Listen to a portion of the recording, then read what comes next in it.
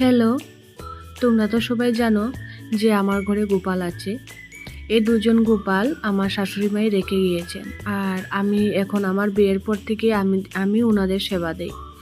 যখন যেভাবে যতটুকু সম্ভব চেষ্টা করি ওনাদেরকে ভালো রাখার, ওনাদের সেবা দেওয়ার।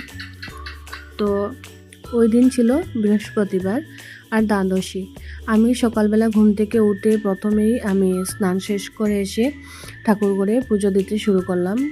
কারণ হচ্ছে কি, আমার পাশের ফ্ল্যাটের এক দিদি, ওনার ঘরে ছিল আজকে বিষ্ণু পূজা।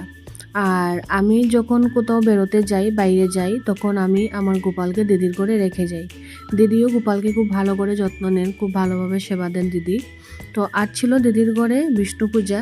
তো দিদি এসে আমাকে আগের দিন সন্ধ্যাবেলা বলে গেলেন যে কালকে আমার ঘরে বিষ্ণু পূজা, তুমি আসবে আর সাথে তোমার গোপালকে নিয়ে আসবে।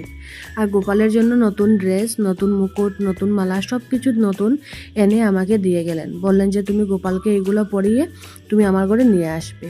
তো যেহেতু বৃহস্পতিবার ছিল, দ্বাদশী ছিল, তো আমি খুব সকালবেলা উঠেছিলাম। উঠে সকালে পুজো টুজো শেষ করে ঘরেও লক্ষ্মীকে পুজো দিলাম।